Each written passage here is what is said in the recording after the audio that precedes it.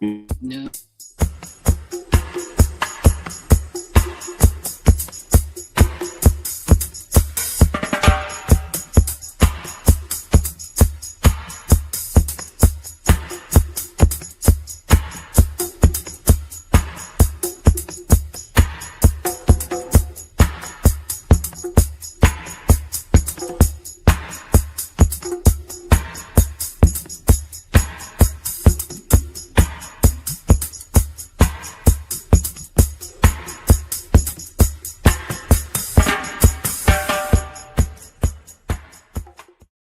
Yeah, and that's the thing. I feel like if you gave Kid Rock a chance, if everyone forgets about his Warped Tour appearances in the late 90s. I mean, the guy had cred, okay? So I know it's hard to get behind these days what he's doing, but give him a chance. I mean, he's still the king shit in cowboy land.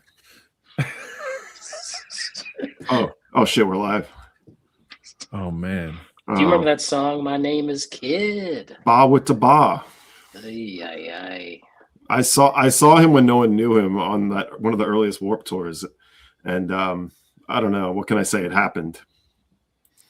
Wait, what year was that? 97, something like that. Oh my god! That's when he had Joe C. Everyone forgot about Joe C. Oh jeez. It's hard to see him behind the kit, man.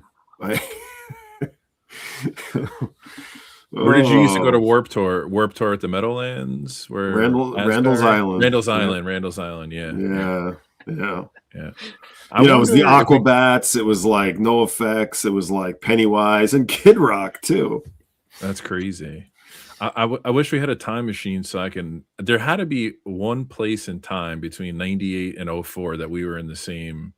Same place at the same time. Oh sure. So it's crazy. Oh, so hey, okay, we're talking Kid Rock time. No, sorry about that, guys. Leftovers. Wait, we're not. I have all my Kid Rock records right here. I mean, we're talking about vibes. That's a vibe. That Kid Rock is a vibe, a Bud Light vibe. So Joel didn't want to talk about halftime. I ruined that. He didn't want to talk about that. The only halftime He's I upset. love is Nas halftime. I mean, look at Stunty's comment. I mean, why did he? Joel, how do you answer this? I don't. Jeez. Did he do a straight up lip sync? I mean, that shouldn't surprise me, but yeah. He lip synced badly, poorly. Nice. The whole, yeah, I was in between both, and just because I had more of a curiosity for both, and that one was lip sync, all of them. Like you could tell, like it was just strange. It was very strange. Hey, it's about the performance, It's about the vibe. Yeah. Well, I mean, Chris is not really talking about the jorts that Kid Rock was wearing. I'm not sure. Not sure about that. Jason, how are you doing? I'm drinking a tea. So sorry everybody, we're starting a little late. I had a tea mishap. Sometimes you do not pour the hot boiling water in the glass. Don't do that. Oh. Did you cut yourself or no? You're good? No, it was just like, about to blow up though. That could have gone viral on your Instagram. That should have been recording yourself. That's right. So you have a new place. That's the good news, huh? Yes, that'll be this Friday. I'll be streaming again. Oh, wow, going right for it. Yes. First thing to set up. Yeah, right. Nothing else, right? Yeah. No sleeping or living quarters, just the turntable first. Priorities. Annoy the neighbors. The first thing we got to do is annoy them. Guess who moved in? First, thing I'm going to play is Kid Rock 12-inch. That's a vinyl tag question, I believe. Yeah, that's right. You move into a new place. You move into a new place. What's the first thing you play? Ba with the ba. Right. Tell my neighbors who I am, what I'm doing, My name is. Right. Is this the longest you've gone without access to a turntable in a long time? I think in a while, yeah, for sure. I mean, I would have brought like my portable Vestax or that new Mark. I guess they made like a portable thing, but I'm I guess I'm too used to the, fancy dancy audiophile cartridge. You know what I'm saying? Like Yeah, you're if I rolling hear, now. yeah, if I hear like a lower step, cartridge, I get a little antsy. It's not the same. Little space is good. Absence. What is that? What is that thing? Absence makes the heart something. You know. Well, Absence makes the heart grow fonder, but absence also makes you buy a shit ton of records you now have to catch up on listening to, right, You Jason? could be like all those college kids who buy records that don't have turntables. Yeah. So I mean, I have like a box of records to listen to, which is it's actually a lot, Groove Seeker knows one of them. I did buy that Lee Morgan Live at the Lighthouse 12 LP monster. I was able to get a good deal on it used. I can't believe that guy accepted my offer. But I think they're repressing it, right? Or they have. Yeah, it. they've repressed it, but that's a journey. That box, that's a great box. That's one of my favorite box sets, if not my favorite box set ever, and I have a lot of them. It's just really cool like view into where Lee was going and what he was doing, and there's like no standout hits on that. I think he does a Sidewinder maybe once, but there's some really groovy tunes on there, and the band is badass. It's just a really fun listen. I think you're going to be glad you have it, but there's a possibility it puts you in a rabbit hole for a while, which I'm interested to find out. Oh, is it now? I just remember it was Record Store Day week. That's all I remember. What a blur, a shitty blur. Sorry, Joel. It was not. I wouldn't say anything bad about Record Store Day. I wouldn't do that. You're not interested in that Joe Henderson, Dom? You just don't because it's live, or what? I think at this point, I mean, I don't know. I think at this point, it's got to be something really special for me to want to get it. The Stalk Forest group is special to me. I want that. The Ween is cool looking, but I don't think I need it. I actually might want the Slint. Honestly, I believe those are new, like actual Albini versions of Tweez tracks, which intrigues me. It is, yeah. I think but it's only two mixes on it. It's the 2 tracks. If it's not the end of the day, it's not the end of the world. So I'm interested in the Don Cherry because I think Jose's label is going to do an archival release of Cherry maybe like a year or 2 later. Is that right? I have that Blue Lake. We can, if you want, I can show it. But okay, it's the Japanese only originally. I don't know. I think there was a CD. I don't know if there's a vinyl reissue of it. Maybe a bootleg, but I haven't checked. All right, cool. You'll have to talk. It's good. Yeah, it's good. It's live. Yeah. So, and I think I don't want to speak to me. Jose spoke about this publicly, but I'm really psyched about it. He's got some tapes from Don Cherry's time in Mexico City. I think not too far after that. I did not know that. Blue Lake that he's going to be putting out in the spring, apparently. So, I feel like having that would be a fun era to kind of dive into. Yeah, there's the Blue Lake, and maybe they'll do the Orient, which is the one with the egg on the cover, the close up of the egg with the ant. Those are sort of companion records, both live, recorded in Japan. Cool. Nice. Question for the Groove Seeker. Yeah, I can't say I ever actually. Yeah, I'm ready to go. I have them, but I don't know if I think I messed up with the. Missed the memo. I'm trying to think like the 2 albums that he had. And then I worked in a music store when his not first 2 albums, whatever 2 big albums he had, and then that fucking song with Sheryl Crow, Picture, was like the biggest selling. It was like the last single I remember selling like crazy.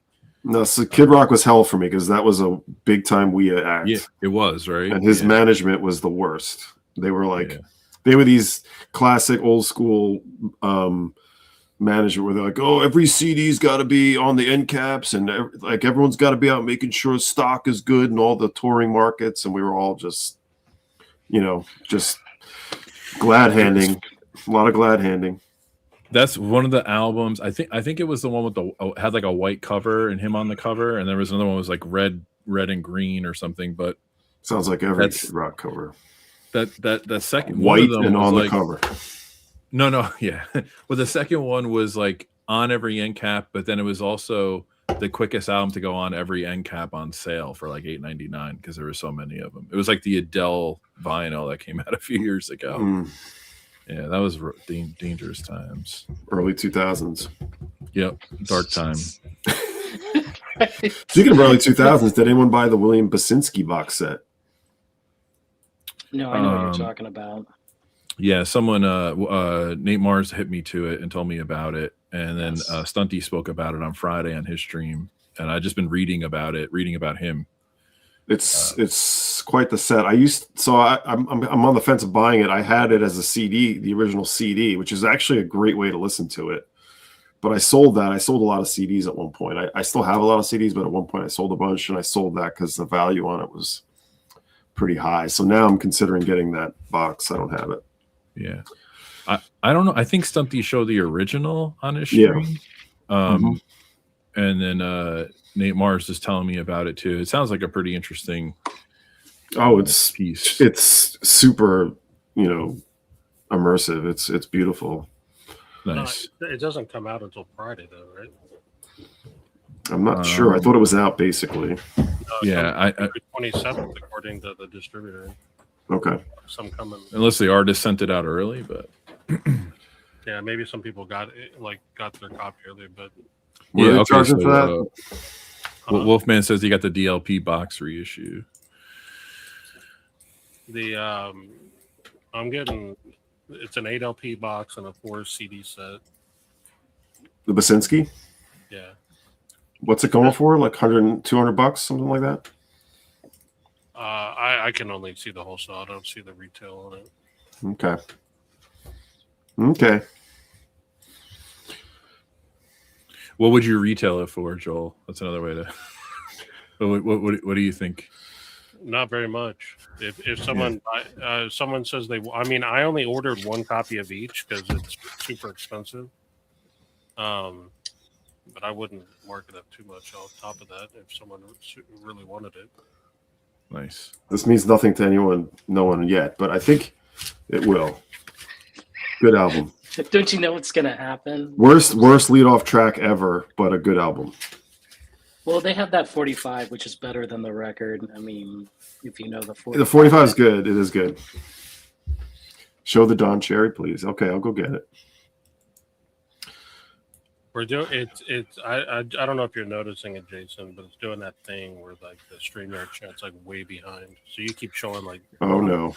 Like 5 did you guys see Grasshopper's Canadian vinyl tag? No. Oh my god, you have to watch it. It's incredible. Shout out to Grasshopper. I didn't know any of the artists he mentioned except for Drake. Maybe a couple I knew, but I forgot there was who started the Canadian vinyl tag. This is the production was unbelievable on that video. Shout out to Grasshopper. So awesome.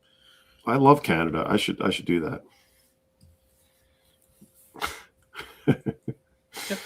What is this comment, Joe? What the fuck, man? Dude, I'm on, here Joel. and we're live. You can at least wait till I leave. It's a free country. You're able to talk about whatever you wanted. I didn't want to talk about them. What's gonna get you out of your slumber? Distribution minutia.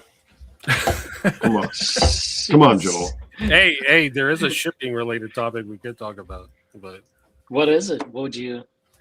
I'm strongly considering going with the Mighty Mailer over the Whiplash because it's not a money thing. Oh, come on, it's gonna cost similar. It's just everyone just keeps ordering one record, and the Whiplash it's going to waste with one record with like 5 pieces of cardboard inside taking up the space. That's why I try to order 10 at a time from you, so I get the good Joel packaging. Yeah, I've never seen anybody package records with so much care, and like big shipments. Shout out to you, man. Yeah, and I'm fine if you want to order one. I just think Mighty Mailers for single LP orders. I think it's fine. Mighty Mailers are good quality, and then if you order more, then you get the Whiplash. How come it's frustrating that the comments are behind? Yeah, I don't know. It's weird. Like what it does is they comes in floods. Like sometimes it catches up, but early on, it's not a big deal. It's, It is a big deal. Like I paid all this time for StreamYard, and it wasn't only it was just starting to do this slowness, So they changed something.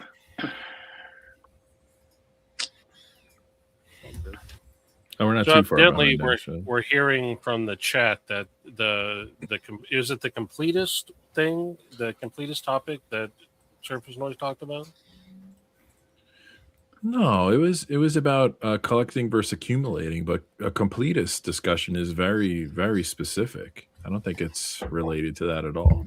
Well, I asked that question, you guys, because I wondered if it came up in some respect. That's why I was like, does this get the talk? Did we talk about this? Maybe it came up a while ago, or maybe some variation on it. But I thought in terms of like, keeping every record by every artist, like by the same artist, like that idea. I don't know if that was discussed or not. But we're not talking about that tonight. I thought that's well. Let's ask Joel, because to me that's what a completionist is, right? You're trying to get. Wait, it's not me, Dom. It's Dom. Oh, it's Dom. Oh, it's your topic. I thought the topic was the vibe topic.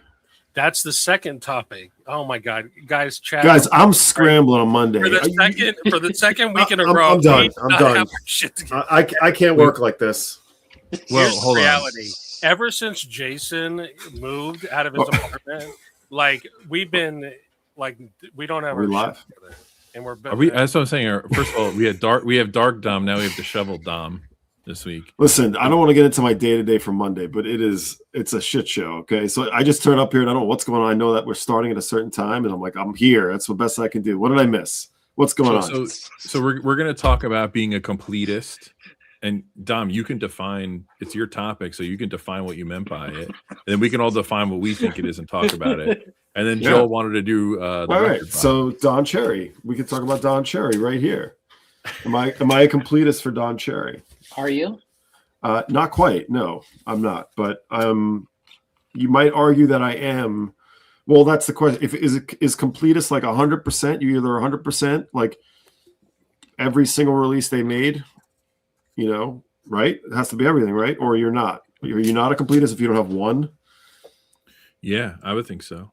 We just, because technically, you might say if I have, 95% of Neil Young's records, isn't that kind of a completist still?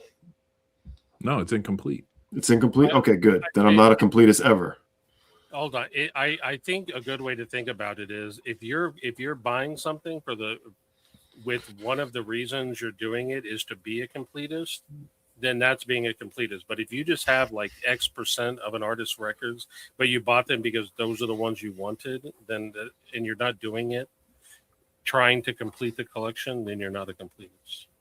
Okay, so I'm definitely there are a few that I am, but I wouldn't call myself a completist. Like one of the artists I'll show later, I am a completist on. I'm a completist on Glenn Jones. I have everything he ever did. But I don't. Other than that, no. There's definitely things I don't have because I don't think they're worth having. Great, it's a great topic. Stunty, maybe you're right, but I think they're great. I wouldn't say they're not interesting. They're the least interesting, but I'd say they're very good. Are they his best work of the 70s? I wouldn't say so, but they're very good. Blue Lake. So this is coming out for Record Store A. And I guess Alan was saying this came out in Europe last year. I didn't realize that. I didn't know that either. I got to be better on the European RSDs. Is that an ant on an egg yolk? Yeah. You can get this a much more cheaper edition with there's a BYG Actual different cover. Or no, it's on Affinity. Maybe it's Affinity, a reissue. But this is the original is the Japanese price. It's a beautiful.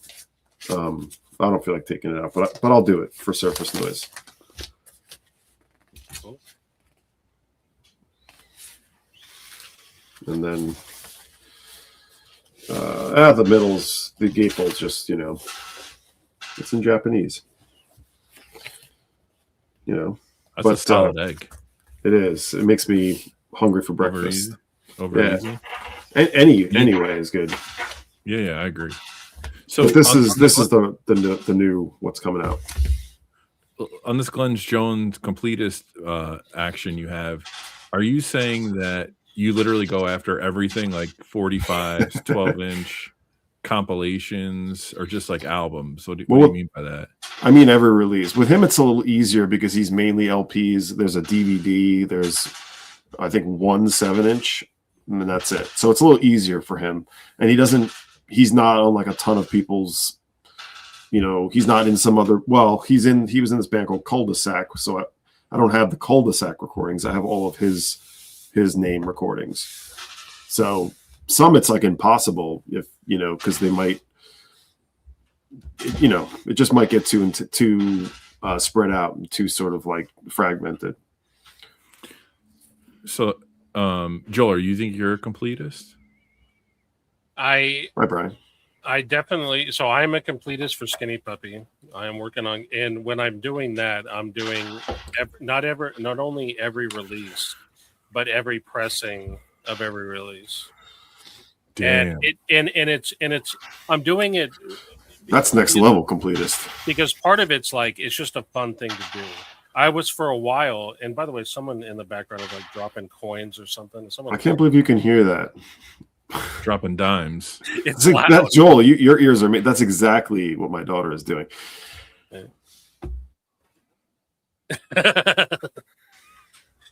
For a while, are there variants too? Like if they release an orange and a black of the same pressing, are you going to get both? They don't do that. Okay. Yeah, but I mean, I think if to be a completist, that would be technically what you would do if you're 100%. I'm also collecting. I was for a long time trying to collect every International Pop Underground 7-inch from K. That's something I still do from time to time. I'm not doing it hardcore like I used to. I just kind of, and it's to me, it's just it's just a fun thing to do. You know what I mean? Like some people like to collect like baseball cards or something for certain, categories or whatever. I just like to collect things. It gives me something to look for when I'm out and about. Yeah, that makes sense. I would say most people you can't be a completist completely, because how can you possibly have every record from every artist you collect? I think it's one thing to pick like a couple that you're really passionate about, like you're saying with Skinny Puppy, but the idea that I'm a completist, like that's not realistic in totality. Yeah, I mean, it can cause anxiety a little bit, like with things that like something that's super expansive, like even just trying to get all the internet IPU 7-inches. There's a lot of them, and it's just, I mean, and I also, I mean, one of the nice things that's about the IPU is that they're not super expensive. I bought all the expensive ones, which are like the early, like the Beat Happening and stuff. But now it's just they're like $1, $2, $3. When I run into them, the ones that I don't have. So I think that's a fun way to be a complete, like to collect a run of a label or something like that, or series. I think that's a fun way to do it. I think. Yeah. And it's nice because it's actually a series, right? Because it's IPU 1 and it keeps going up sequentially, so it makes it easy to watch. And the bands are different, so you're getting different sounds. Like I collected all of that Bliss Out series that was on Darla Records from the late '90s. I actually have some. And I think I got everyone. I think. I also was doing the disco plates from K. I just like K because I wanted it. Part of the reason why I do it too is because I wanted to listen to the artists that they. K is great. What they release for, because I think it's a good. You should check with High Rant Tom. He bought an International Pop Underground K. He didn't know what it was, and he was like, "This wasn't very good." Yeah, that's a maybe you need it. Some of them are going to be good, I don't think I could be a completist because I just don't buy 45s or 12 inches very often. So that's out of the question. I feel like it was very easy to be a completist when I was in digital music. You just click a button and get everything you want in one shot. That was pretty simple. Well, the idea that you're a completist who's getting every pressing of something, that's like Henry Rollins territory. That's next level insanity. That's what he does. That's crazy to me. And I see people. Can't think of anybody specifically, but I've seen people online that just have the 4 different colors of every album and this variant. That's crazy. But that's more of like that's accumulating. Well, no, it's collecting. I that's guess collecting. That's That's collecting, not accumulating, I suppose. But Well, luckily, to- I mean, the reason for Skinny Puppy is because, I mean, there's like remixes and B-sides on some of the singles that you kind of have to get. And there's not, like I said, it's not like 10,000 variants. You know what I mean? Like, I'll get like the Belgian, there's usually like a US press, a UK press, a Belgian press. And that's pretty much it, right? So that's what I get. And then for the 12 inches, you've called me a completist stunty. That hurts. That smarts. Do you listen to all those different pressings, Joel? For like not usually. Like you mean like do I pull out like sometimes the US press, sometimes the UK? Not usually. I just like the way they look on my shelf. I mean, Skinny Puppy is one of my favorite bands, so it's just something to do. It's like it's a separate part of the hobby, right? So like this is a good question for John. That's like, not gonna happen. Let's say like Wilco drops a new record. Are you at the point now where you listen to it before you buy it, or it's a Wilco record, so you don't even care? You're just going to scoop it and give it a shot? No, I listen. You do? Yeah. Oh, yeah. I almost didn't buy Cousin, but I decided I thought there was enough good material on it, but I don't think Cousin's a strong record by any chance. I've sold a couple of their records, but when you look at their entire discography, it's pretty strong. There's a few that are definitely average. Mm-hmm. Or maybe even above average because there's songs I like on them, but I feel like I will listen. Sorry. Go ahead. No, go ahead, Joel. I was just to address some of the stuff in chat. Like, I'm also collecting everything from Skinny Puppy because everything Skinny Puppy ever did is fucking amazing. So, like, I'm not worried about having something in my collection that's not good. I'm not going to listen to it. The different pressings, it's just for fun. You know what I mean? It's fun when it's different covers and different designs. I totally get that. I just am not into that personally. Like all those different colors of Master of Reality. That looks sweet when you look at all those together. Yeah, it's just not my thing. And that would be hard. Like, see, I wouldn't do it for like a band like Black Sabbath because there's too much. Like, it would give me anxiety being like, oh no, like I have to get like, find every single variant when there's hundreds of them. Especially like you're not getting new music or anything out of it. It's really just to get it and file it, right? I mean, you're going to look at it. It's like comic book or baseball card territory. But if that's your thing, that's your thing. I was having this talk. I forget who I was talking about, but I don't buy the Jazz Dispensary RSD compilations because I didn't start buying them, and I feel like I have to go back and get them if I start getting the new ones. Same with the Jazz is Dead stuff. Like I just stream that stuff because I miss the early ones. So I don't want to have. So for that, you do feel like you want to be a completist. Yeah, like certain. If you're going to start, if I'm going to do that. Yeah, like but those are like compilations. That's like a project. That's like similar to the 7 inches you guys were talking about collecting. Hey, so like when it comes to an artist, I can't think of any artist I have everything of. I want everything of. I just got the last thing I needed for the band Bedhead. They released their only album that was not, or EP that was not on vinyl, with Matcha, and that was a huge want for me. Well, it didn't exist, but now I have every Bedhead related record. Dude, it makes total sense that you would be into Bedhead, Dom. I'm a big time Bedhead guy. Bedhead look at my head. But it makes sense that you would be into that. What does that mean? A Texas band, guys. Come on. No, I'm just saying, like, it checks out. It makes it does. Jason, with all the records you've shuffled in and out in your lifetime, have you ever been a completist on any artist? Yes, I can name one artist. It's Jeff Buckley. That's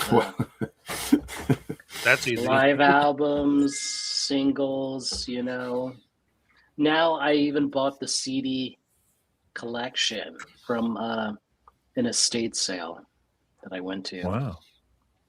Which, like the whole catalog or the EP? The whole catalog. She had it all. And so she had the box. She had the Cine Deluxe, and she had. Well, no, she had the original Cine, and it was like, Like she even had the Grace EPs on CD. Oh yeah, I had those. Did she have Mystery White Boy in there? No, she had another one. I think she had Live at Olympia, but all of it was Okay. all like $4. It was just amazing. I couldn't believe it. Wow. I'm kind But, of curious why you went to this without inviting me. I'm supposed to invite you? Everywhere you go.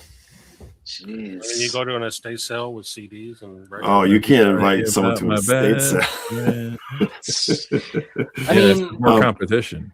for Joel, like Jeremy told me about this state sale, but there were people camped on that block. Like Oh, they must have been there the night before, because like I got there like maybe half an hour, it was game over. Like there was already record fiends, you know. They were like, "You got that record? You got that record? Got it? Got it?" That's how it is in Austin. People are insane. They're on literally text lists where like we'll be hanging out and they'll get like texts. Oh shit, hold on. I gotta go. I gotta go. Because they heard about an estate sale that they gotta go hit up.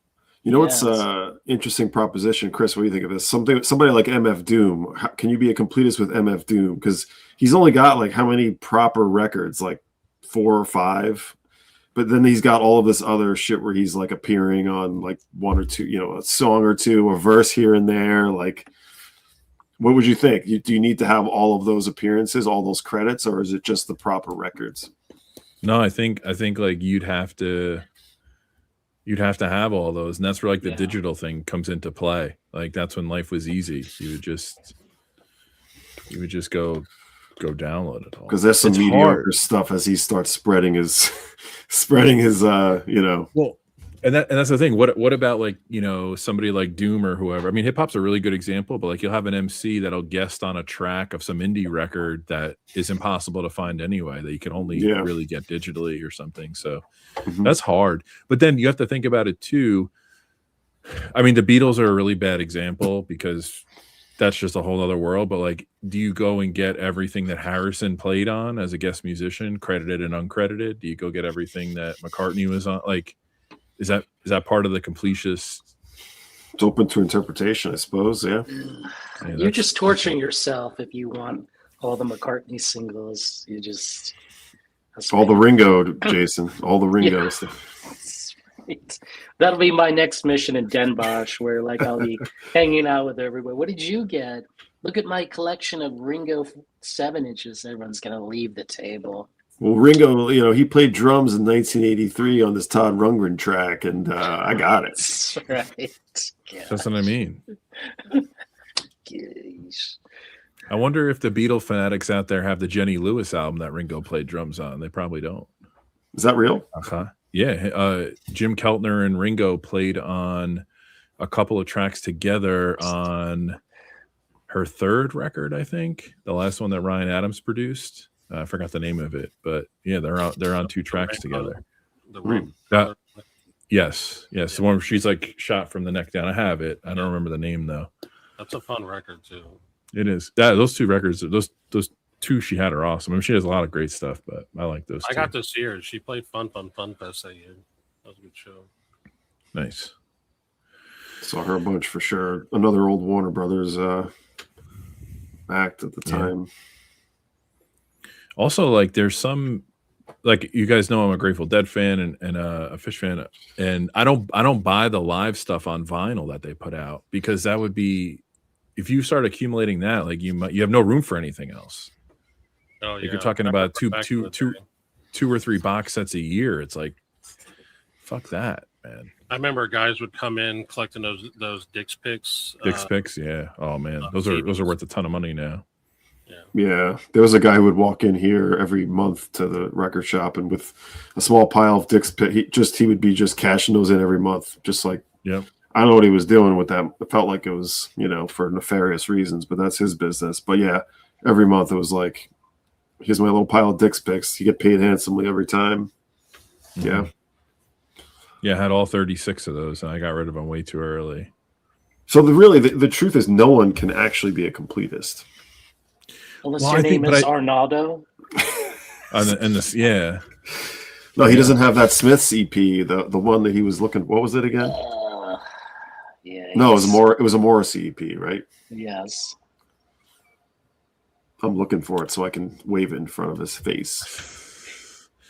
Now, there's got to be completists out there. I mean, there's probably Blue Note completists, right? There's probably guys that own the whole Blue Note catalog originals.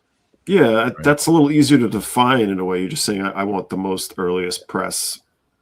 I think you need stereo and mono if you want to be true. I think I'm that's sure part of some the reason they do series, right? They do series to kind of trigger the completist to be like, I got to get them all. You know, like I have these UHQRs. I got to get all of them. So I have a whole shelf full of like those brown and gold lettering box things. Well, I don't know about this Beach Boys leak. Tell us. Unless you know, Jason. I don't know what that's about. No, I don't. Mark, you can tell us in the chat. Welcome back, Mark. We haven't seen him in a while. Yeah, right. By the way, you missed the comment where Better Looking Joel said he was a Pink Dots completist, which is true. I've seen the. I showed that before. You just weren't paying attention.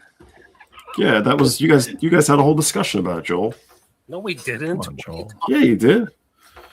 What discussion did we have? Wasn't that one of your interviews with Joel and you talked all about LPD? Oh, you're talking about outside of this. Yeah. LPD. Cesar Soda Stereo. So does he really? So Cesar, do you really have like every pressing, every variant, or just every record in the catalog? He told me he has every pressing. That's fucking crazy. Right, Mondo. That's it. And they're doing some of these like multiple times. Like in print right now in stores, you can get that Cancion album, and then Music on Vinyl is doing it again. And it's just like how much do they need to repress it to? I bet you there's a few Nirvana completists out there that have everything. That's I hard. feel like The that's 7 inches are like way overpriced. Well, easier in some way though, because it's a defined amount of releases at this point. Yeah. Yeah. Well, so is Skinny Puppy. That's true.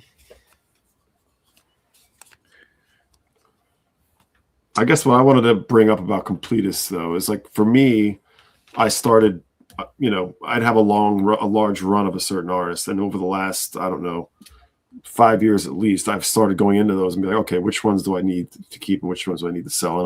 And I've some people might have a hard time just like, no, like I have this run, I can't get rid of it, and I just realized like, no, I don't need it. I don't need to keep all of those. Yeah. So yeah, I started hacking up discographies and letting a lot go, and it feels better because then I know like I can just focus on the ones I really love, and the other ones, if I, maybe there's good tracks, but I'm okay without them. There's always streaming if I really care. But for a while, I wouldn't necessarily say that I was a completist, but I was buying when Ryan Adams was doing all those 7 inches. I was buying a lot of them. Do you still? I think I'm missing one actually. Do you still have them? I have them for sale in the store, and I have some in the box that I haven't got out yet. So I think I'm only missing one, and it was the one off Gold where he did a different B side for the same single. I think I'll have to look and see if you have it. Is it the one where it's like the album cover and then the alternate take? Yep. Really? Because that one, if that is really it, that was super common, and I do have. Maybe let me go double check. Now the answer is if you have a mini disc for a certain artist, you are a completist. Yeah, I mean, I honestly worry. I think like we should have a intervention on Stunty. I think he's delusional. He's very. I'm very worried about him. Tell us more. What are you worried about?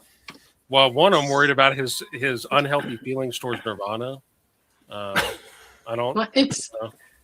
What? What kind of feelings are unhealthy? You think? He's just an unhealthy individual in general, Joel, that's the only one I don't have. Really? Well, shit, I'll give it to you. It's got a black cover, right? Yeah, but wasn't there two? Yeah, I'm all into that AI scene. Anyway, yeah, I'm pretty sure. We'll talk, Joel. I don't want to. No one cares about Ryan Adams except for you and me and Better Looking Joel. I'm gonna try to be a completist of Aurora Central Records. Oh, there you go.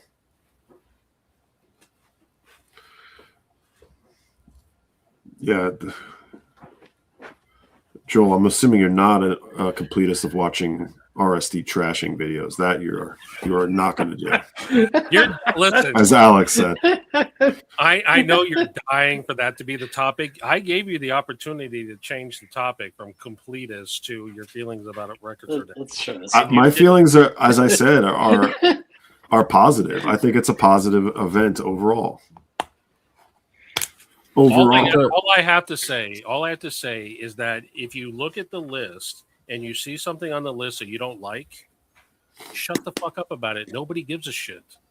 Like you don't talking about. You don't have to share your thoughts about the things that you don't like. Joel, what you're saying is, I think in general, you don't have to weigh in on anything. Yeah. It's like that's a big mantra for me. You don't have to weigh in. But a lot of these VC influencers, Joe, they think their opinion matters. You better get on board with that, Joel. I'm not on board. I'm not on board with it. It's okay, like if you say, like, here's some stuff that I like and here's some stuff I don't like, that's cool. But if it's just all like, oh, let me just go down the list and pick out all the shit that I don't like. It's like, dude, you're a loser. Like, of course there's stuff on the list you don't like. Of course, but there's a lot to be critical at when you look at these records that they're putting out. There's a lot to say, like really. But they wouldn't be putting it out unless people wanted it. You know well, what I mean? true. But yeah, you could also be critical. You could be critical every Friday of everything that comes out, and most Fridays we don't buy anything. But there's hundreds of records that come out that nobody cares about. I totally agree that if the public is going to support it by buying these releases and showing up for them, what do you think they're going to do? I totally agree. There's only one way to put an end to it. It's just that the store ends up becoming sort of the stopping point where they get stuck at some point, as we've seen going to all the stores. What I would like to see is what are the records that the distributors and the labels are left over with every year? Because not everything sells. What are they doing with all of those, less than Jake picture discs that they couldn't sell? Well, they're marking them down. You know what I mean? But do they? Do you get offered? Well, I guess you don't know. Maybe now you will. You'll get seen a markdown list. I think you do get leftover. From my time at Angry Mom, you get a leftover list like a week or two before Record Store Day. Like, hey, we still have stock on these. Yeah. But what happens with that shit? Well, I mean, what happens with any release when that happens? I mean, it's thrown in the bin. Goes to the dumpster. Like distributors mark it down. You see sales all the time. They ship a boatload of less than Jake picture discs to Vietnam or something. Be like, all right, you guys do something with it. Oh my gosh! They go with like the losing team Super Bowl T-shirt. Right. Or like what Neil Young did with the Comes a Time LP design. He didn't like. He like shingled his house with Comes a Time. I don't know. I always find stuff I like on Record Store Day. Here's the thing. Like, again, I'm not saying don't be critical. What I'm saying is, like, think about it. Think about what you're being critical about. You found something on the list that you don't like, or you don't understand why they're releasing. It's not for you. There's no.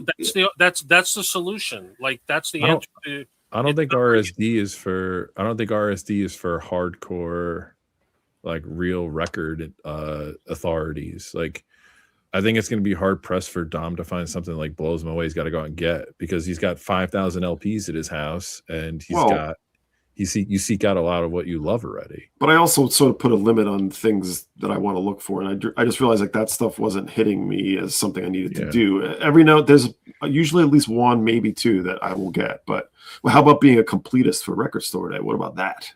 Oh, well, no fucking way, dude. Like, what do you mean? Like for the every Record Store Day, or like artist exclusive? Well, like the Gil Scott Heron stuff, every Record Store Day I buy it. Because I'm gonna get this one. Yeah, of course. No, if you've showed up at every Record Store Day and waited in line for at least an hour, you are a completist. I'm going to say something. I'm going to say something else that's probably controversial and get everyone in chat all riled up. If you don't like a band, right? Like, say you don't like Pearl Jam, nobody gives a fuck. I agree. Okay? You don't have to weigh in. Nobody gives a fuck. If you don't like Pearl Jam, nobody does. Okay? Your opinion about how you feel about a band that someone else likes, you know what I mean? Like, why are you trying to make people feel like shit because they like something? Okay? How would you like it, Stunty, if people came on your stream every time and every song, Stunty, what is this shit? Oh, get this out of here. What a loser. Like, guys, stop being assholes. That's it. Just don't be a fucking prick. You know what I mean? That's it. It's that simple. If you don't like it, shut the fuck up. If someone else does like it, that's fine. You know what I mean? Yeah. This is all Yeah, music we're talking about. I was 6'6" Yeah, when I it's joined. don't yuck someone's yum. I was 6'6" when I joined the VC. Then I started sharing my opinions. I'm 6'1" now, so it's tough. All it does is Damn, Chris, that's like Now it's time it for an dissuades intervention. people from sharing about themselves, right? Like Chris has a lot of opinions and knowledge about fish that he doesn't want to share because he thinks everyone in the chat thinks fish sucks. You know, and that's sad to me. I think that's depressing to me because I would like to hear his opinions about fish. And by the views on his videos, other people do too. So I don't understand. Like, if you don't like fish, then don't fucking listen. Go somewhere else. You know what I mean? Yeah, my fish videos have more views than anything else. That's great. I never thought about that. Well, that's always true. Like people are going to share their opinions though, whether you like it or not. But who cares if it's also easy to ignore those things. Is it? I mean, for me, it is. I'm saying I statements. It's easy for me to, or I find it easy to. It's just like, I just think people that do that are just assholes. You know what I mean? If all you have is negative things to say about other things other people like, you know, like Stunty over here, like continuing to say Skinny Puppy is trash. Like, dude, like, you don't know what the fuck you're talking about, dude. You listen to some of the fucking god awfulest music. You have no room. Well, this is not our topic, Joel. Come on, Joel. Oh, we always have time for a rant. Come on, we always have time for a rant. We gotta fill it. It's only 10 o'clock. There's music you're gonna like and music you're not gonna like. You know what I mean? And sitting around in chat shitting on people is just fucking.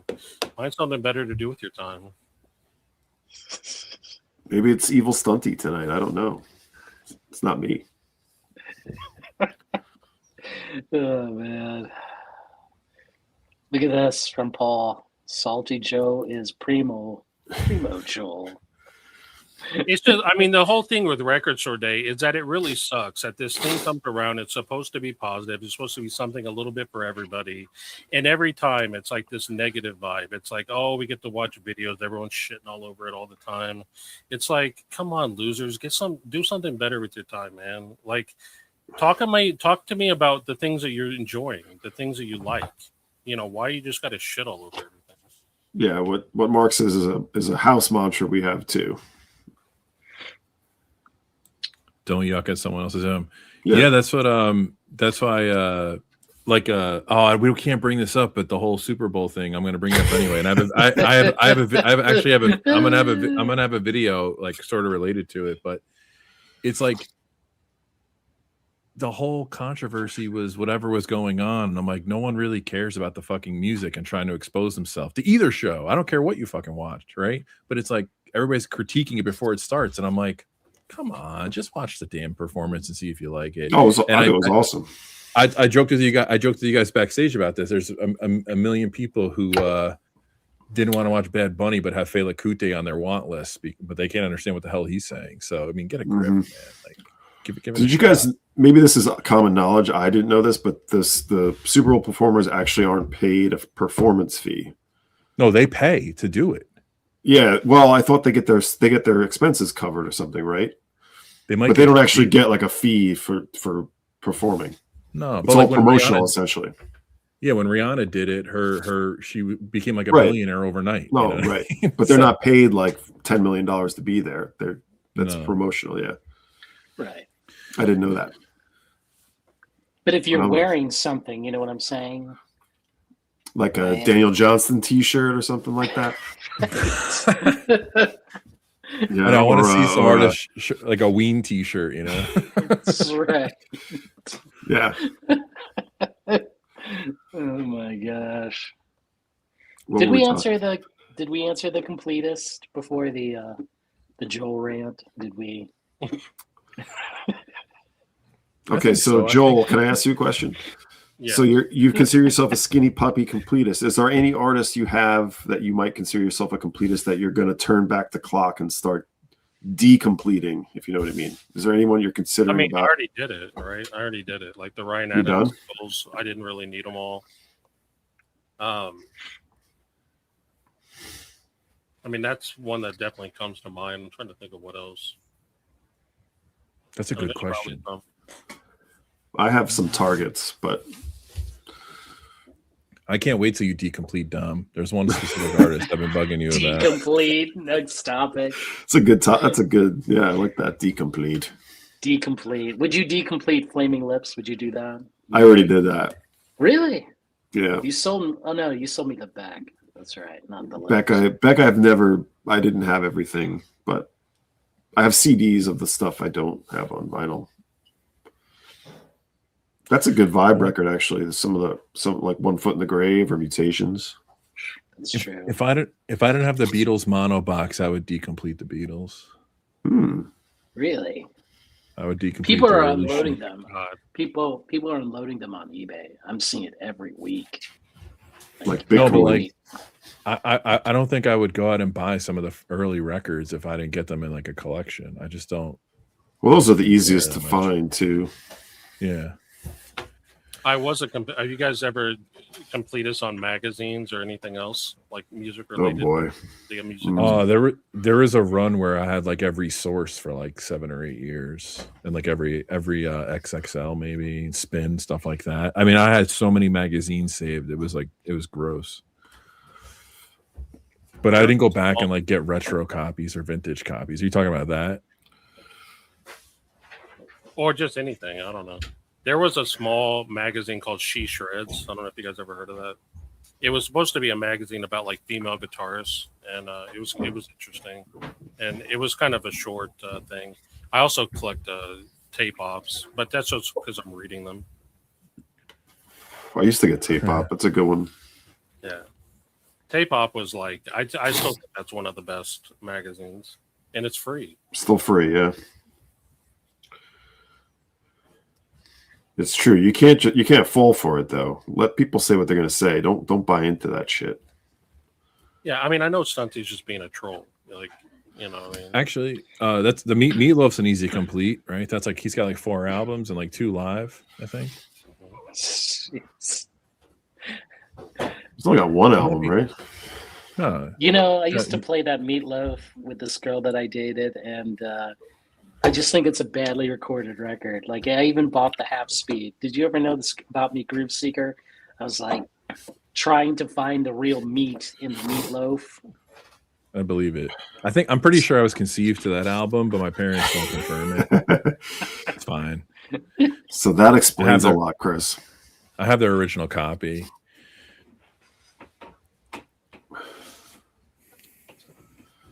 Yeah, I kind of curious how many actual RSD titles I even have still. I've definitely sold some of those. I have a couple. That Todd Rundgren, that Something Anything that was released on 45 on 4 LPs. That thing was a joy to listen to. But the problem was when I bought it, it had a duplicate record 2 or something, or record 3, and then it sold out everywhere, and I couldn't get a replacement. Like, that sucked. You gotta go to the label. The labels are good about that. I Oh no, found. I did go to Rhino, and the Rhino was like tough. They gave me that tough love, you know. Oh, you got the note. You didn't get the Shill email address. That's why. Correct. That's right. I'm not part of that crew, you know. Just not. That's understandable. Wow. Anybody like a Daptone or a Coal Mine completist? Mm-mm. Mm. Yeah. I have like 20 record store day titles at least. Wow. Interesting. Not bad for a day that sucks, Dom. I gotta tell you. Hey, I never said it sucked, Joel. No, I didn't say you did. I didn't say you did. Yeah. To the better looking Joel, Rolling Stone. I don't know who did this, but I bought it. I got it at Half Price Books a while ago. They digitized all the Rolling Stones. Oh, I have that. Down CDs. And I bought that because I wanted to go Yep. back and read them, but that'd be hard. He says he has every Rolling Stone 69 through 90. That's a lot. People freak out over the old Downbeat. There's another jazz publication that people collect, and I forget. Alan probably knows, but people freak out about that stuff too. Jason's just getting a real kick out of this. Way too much. Well, the war crab shit's coming back. But yeah, I I think enjoyed it too. That was the only thing we watched. We all sat down and watched Bad Buddy, and then we turned on the thing, and then we turned it off when he was done. So Jason and I were eating during the Bad Bunny halftime show. Did you go home and watch the full thing? Yeah, I did watch it. So I will say I heard that Kenny G was on this halftime show, so I may watch it for that. He was. No, You didn't get. In the you didn't get beginning. passes. I'm telling you, I saw things online that said Kenny G with. You didn't get passes to that? Well, I thought you were like VIP. Artist. That'd be sweet if you were actually VIP Joel for Kenny G. That'd be awesome. Can you imagine being Joel's algorithm and just feeding you Kenny G shit all day, like Kenny G reels? That's incredible. Like they think Joel's like a 64-year-old white woman from like Iowa. She just gets Kenny G and Michael Bolton reels all day. It's like your Kenny Spotify G. rhythm. The algorithm starts with clock DVA. 3 songs later, it's Kenny G. Everyone, when Joel and I were at the Mexican restaurant watching the halftime show, Kenny G was texting Joel like, "What the fuck, dude? You missed my set, loser." God. Jeez. Yeah, those. Ooh, query. Entry Jazzy, point. Don't cheat. Don't tease me, man. It sounds like a genuine question. Yeah, Chris he's already- not teasing you. The first album, get bites and remission, and start from there. Start from the beginning. Go through it all. I was watching Richard's. I found Richard Taphouse's channel, and I was watching his videos, and he mentioned Skinny Puppy too. Joel, I don't know if you knew that about him. He was talking. He picked That's up some because Skinny Puppy are records. fucking legends. Like, what are one of the best? I would say the honest entry point is to go see them live, but you can't. Actually, you know what would be a good entry point is the Dooms. Sorry, let me do this without stuttering. Is the Doomsday CD? So they do these things called BRAPs. They're called back and forth, and they did a back and forth for the Doomsday show. That was like their reunion show in Germany. That would be what my recommendation would be, if you can find it. It's just on CD though, no vinyl. Amen, Sean. Mm-hmm. It happens in the VC, Sean. I don't know if you know this. VC is a reflection of the world. Yes. I have a question for Chris about it. I listened to that album. I listened to Jay-Z. So did you listen to Cleanse? No, I did not yet. See, I spent all day listening to not one but 2 Jay-Z albums for you. Joel is a completist when it comes to recommendations. That So do you want to know my problem? You have to text it. So this is what happens. Just inside baseball for everybody watching it. Probably no one cares, but we'll like send the show link or we'll be talking about something, and Dom probably is the biggest victim of this. You come back to the chat. Yeah. And it's like four days happen in 45 minutes. Like I actually was scrolling back, and I'm like, I don't know where Joel sent this album to me, because I'm like Joel's gonna bring this up and he's gonna bust my balls if I don't listen to this fucking record. I love reading all the chat and just being like, it's like one line like summary. Like I use the AI summary. I'm like, yes. I'm like, that sounds good. So send me the album again in our chat where we talk like once every 19 days because we're in the group chat all the time. The other thing too is that we start having side conversations with individuals in the group chat. This is my favorite Flaming Lips album. What's that one? I thought that was Enya for a second. No, this is the greatest one. Everyone wants to know what this is. It's embryonic. Sorry, my lighting. You know, now that they're down to one, right? Yeah. Is that going to be good? Yeah. No. I feel like I let Joel down. I think I'm going to exit the stream, guys. I'll see you next week. Boo. I collected Magnet magazine for a while, and what's the other one? I can't remember. Magnet, I tried to get them all. Well, from the time I was like, I didn't go back or anything. Yeah, to Russell, that's kind of an old comment, but yeah, Larry Crane is the editor of Tape Op. Larry Crane, I met him one time. He was an extremely nice guy. Yeah, Elliott Smith. You go into the second topic? Yeah. People are laughing that am I really behind on the comments? People are just realizing I am. You're way behind on the. Yeah. Jeez, man. Talk So about. once the meatloaf gets in your system, it just you Yeah, just you're get right. I'm lost. so behind in the comments. Jeez. Sorry, Right everybody. on top of it. All good.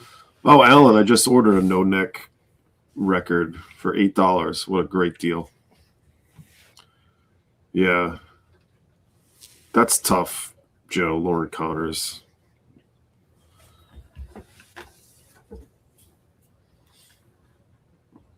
Here we go, Yeah, Joel. Yeah, there was a bunch of people in chat giving recommendations for Skinny Puppy albums. It's also like Skinny Puppy is a time and a place, and like if you listen to it and you're not into it, that's fine. You don't have to be into it. The good thing is those musicians, they've done other projects. Like Kevin Key with Phil Western did Download. If you like, sort of, I don't know how to describe it, like glitchy techno. There's the Plateau project if you like more straight ahead techno. There's Kevin Key's solo albums, which are like IDM and a little mix of everything. But I would always say like the entry was always seeing them live, because to me they had the best live show. So like it was an event to see them live. Final For a Kicks. lot He's of talking bands, about Meatloaf. for a lot of bands, you just see the members are on stage and they're just playing their instruments. Skinny Puppy was theatrical. Like Ogre would always come up with a story or a theme, and he would kind of act it out on stage with costumes and props and all kinds of stuff. So if you look up Skinny Puppy live on YouTube, and you'll find different themes from the different tours that he did. Ogre is also an actor. He's been in some horror flicks and stuff. Wow, Joel. Wow. What? No, not you. The better looking Joel. Yeah, we talked about that. It sounds so funny. Let me see if I can get to his comment. Oh, just so behind here. Are you on the iPad? I would give up on the chat, to be honest with you. Why? Because that topic was from like 10 minutes ago, and we discussed it already. Really? I said I had the digital version of the Rolling Stone magazines, and Chris said he had it too. It's like you're just way beyond. Well, it's just not catching up, I guess. Yeah. Man, Rolling Stone, What? I canceled them twice in my life, and they still kept on sending me issues. The only reason why I stopped getting them is because I moved. Like I would just not. I didn't want it anymore, and just kept on coming in the mail, free of charge. Oh, So, Jason, you're like showing it. See, that comment is a new comment, but then sometimes you just jump back and you're showing like comments from like 10 minutes ago. it's all going to be better when he's settled, Joel. Let him get settled. Oh no, that's not possible. To Rev. Hey, Rev, we'll see you in Atlanta, man. Let's hook up. Live at the compound, the church. Let's make it happen. Make sure you're going to the show. We'll get you in. Okay. When is that? I might have to make a trip. That's next weekend. I won't be there. I was like, oh, that sounds fun. Oh shit, next weekend. Yeah, no. So that'll be interesting. I think Alan will meet up perhaps. If you're interested. We'll be there with Terry, Tap Records. This is a record fair? Yes, the Vinyl Con.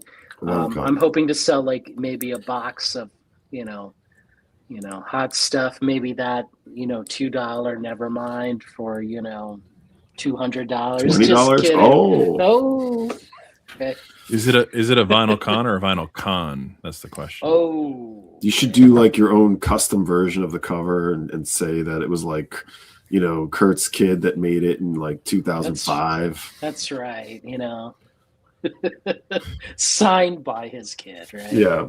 Custom 1 of 1. Is this the comment you were laughing at? Yikes. No. No? That's This is a good comment.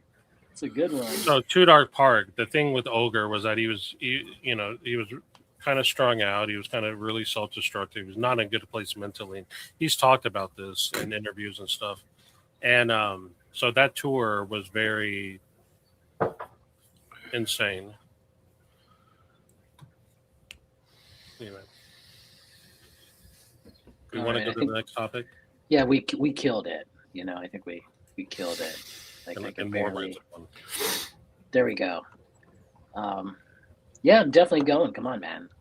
This is going to happen. Live at the Atlanta Vinyl Con or live at the Church of Elvis, right?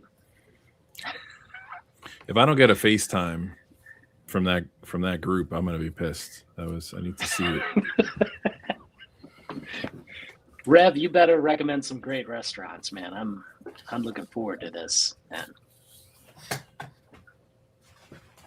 Does it go on the Rev's Church Amex or what? Oh. Right. Oh my gosh. No.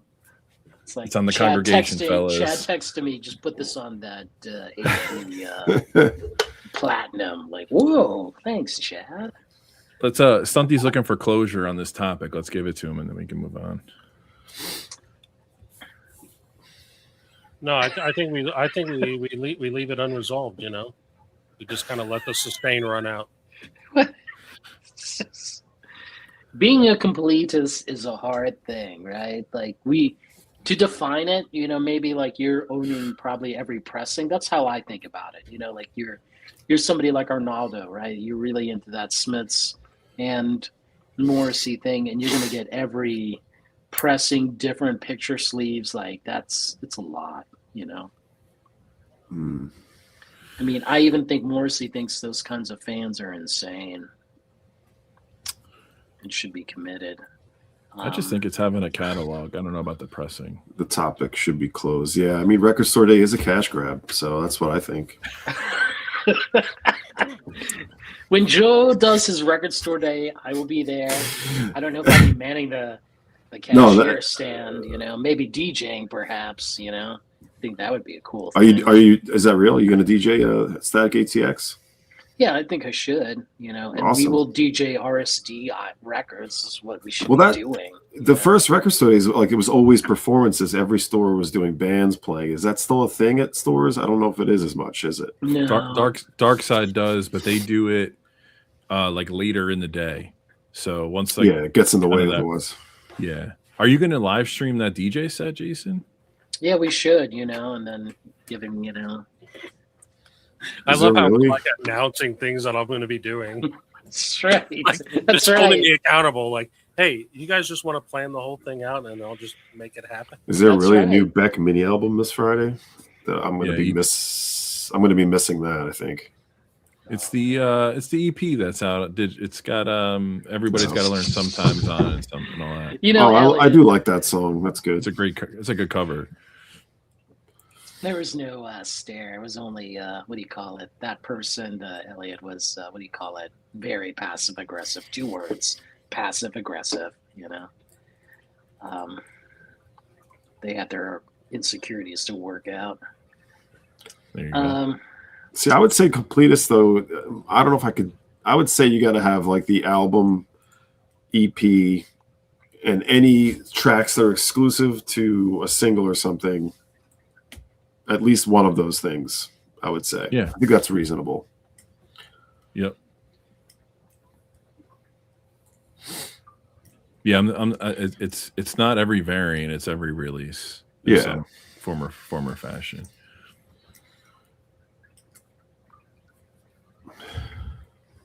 Cool. You know what we have to? I don't know if you're into this, Jason, at all, but we actually have South by Southwest between now and RSD. Oh.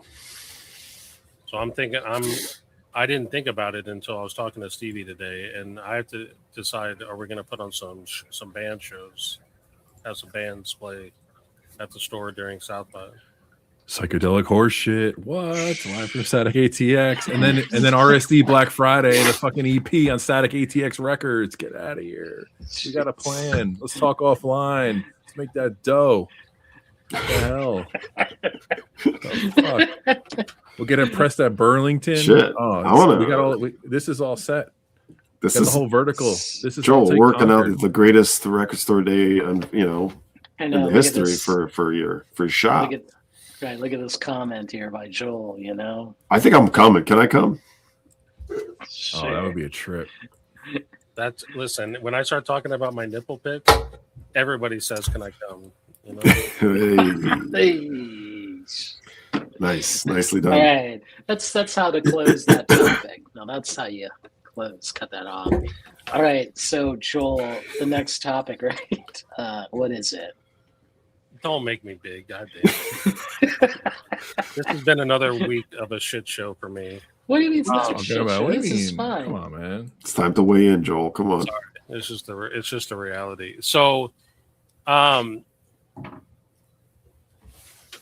what is the next topic? So I went on this big whole thing with Jason the other night, and I tried to recount it, like what was the genesis of this topic, and I couldn't even remember. I was on a jag with this. You were so loud, when you were talking passionate about this topic. That old lady that was like sitting behind you, she was just trying to eat her nachos, but she too was like, she must have been like, am I angry too about this? I don't know. She's like eating this, like, who's Mazzy?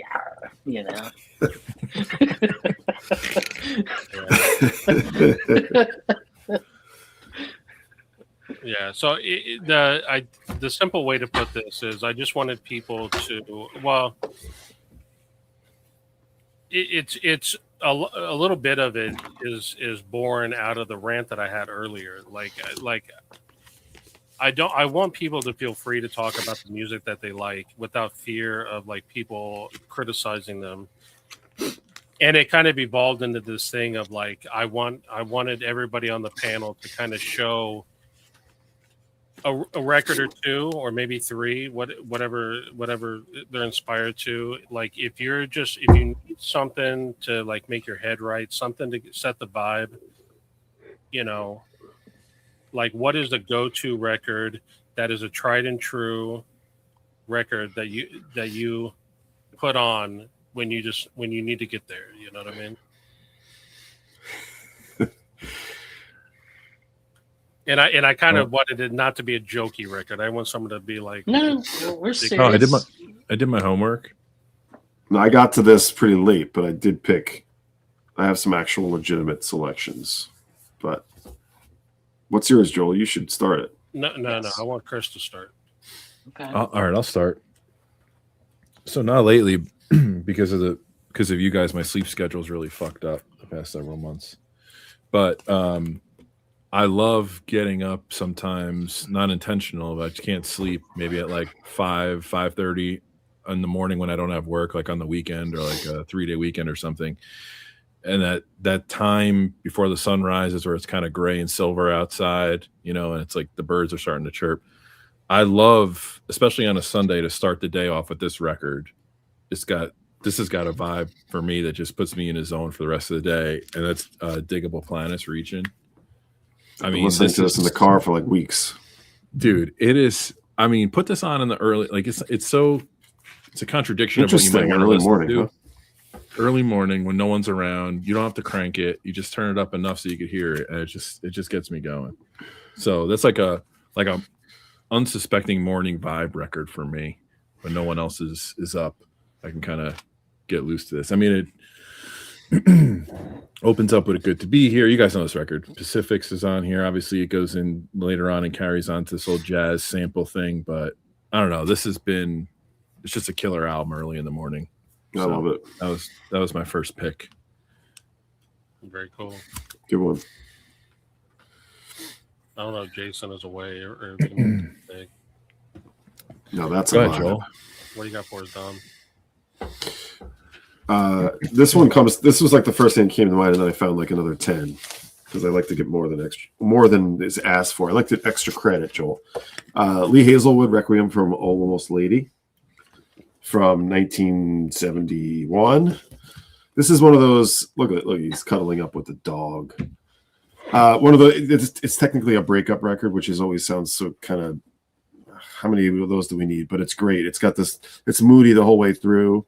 He's like doing spoken word about how sad he is, and it's a lot of like just like sparse instrumentation, just like bass and strings, and then there's a few sort of like tracks that pick up a bit, but it totally sucks you in, and I like that for an early morning wake up too, Chris. That's good. Yeah, that's my favorite time to listen to music. Is most people like it. I like bright first thing in the morning, like just get it rolling. Swedish only really. Well, this has been reissued on the Amazing Viking label because he moved. Badass. Yeah, he moved to Sweden in the late '60s after he made all of his money and started releasing records in only Sweden for whatever reason. But yeah, that came to mind pretty quick, actually. Excellent. Nice. That was good. Yeah. How about you, Jason? Are you away or what's going on? Yeah, you go, Joel. Okay.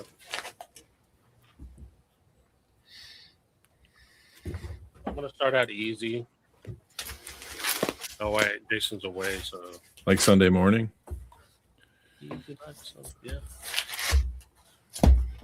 I'm gonna show something that probably no one in the chat is. I could just keep going too, but Yeah, I mean, maybe you should show a second one since Jason is AFK. we'll milk it a bit. Here, I'm going to try to win Stunty over because I always want to win Stunty over. That's impossible. The man. I try. Spaceman 3, Perfect Prescription, with there's such like really great. Weirdly, my favorite. I don't know if it's my favorite, but the track I always want to play off this is the Lou Reed cover or the Lou Reed cover, the Ode to Street Hassle. I just love their version of Ode to Street Hassle on this. And there's like this is like that. It's their own version of psychedelia, but it's stripped down and simple. It's you know, it's Chuck Berry and Bo Diddley style psychedelic, if that's such a thing. And these guys, you know, it's such simple music, but it's simply done with restraint, you know. And yeah, heavy vibes to this, I think. Nice. What is this from '88 on the Genius label? Awesome. And he's back. Jason, what do you got? Take I'm me not away. ready. Hold up. Okay. All right, make Joel big. So I'm sure this will probably get chat all riled up, right? But I'm going to show this record here. Oh, it's in the. I should probably take it out of the wrapper. So this album is called "What Kind of Blue." What Kind of Blue Are You by an artist named Winter. Her full name is Samira Winter, but the artist name shortens it to Winter. It's kind of like straddles that line between shoegaze and dream pop. Kind of like similar to the music that we were playing before we started the stream, Chris and Dom. Like, Okay. this doesn't sound like that, but I like that kind of vibe, like that kind of like singer-songwriter vibe. This is it's just really relaxing music. This is why I like what they call dream pop. This would be like, you know, if you're familiar with like Cocteau Twins, this would be like a more modern Cocteau Twins where you can actually understand what she's singing.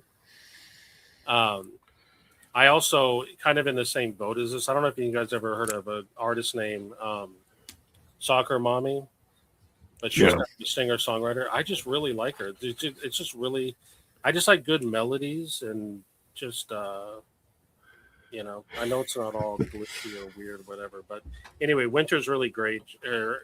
All of her albums are good, but I wanted to show this one specifically because lately I've been kind of obsessed with the melodies on this one. But What's the name of that album again? it's called "What Kind of Blue Are You?" Is the speed corrected? What do you mean? I'm just kidding. That was a kind of blue joke. Oh. So when did that come out? 2022. This is the album. She released a new album last year, and this is the album right before it. Got it. I discovered her first when At the Reality came out. I think she came here for South by Southwest, and then I went back and listened to her first album, which is called Supreme Blue, and it's really good. But what's really cool about her, I mean, this has nothing to do with like setting the vibe, but just it's been interesting to watch her like evolution as an artist. Because when she first started out, she was really small. She was kind of, I think she self-released her own music. She had really small shows, not many. But lately, when she did her European tour, I mean, she was packing venues out. And when you watch videos of her talking, like interviews and whatnot, she's very confident. Anyway, I really dig it. And I'm happy for all the success she's had. She's more popular in Europe? No. I mean, I just know she recently did a European. She did a big tour. Anyway. Okay. I like it. And I can always go with something old school, like I could play some Cocteau Twins or something. I just wanted to show something a little bit modern. Nice. What's up, Jason? Since my records are in a storage facility, and they're showing phones. right?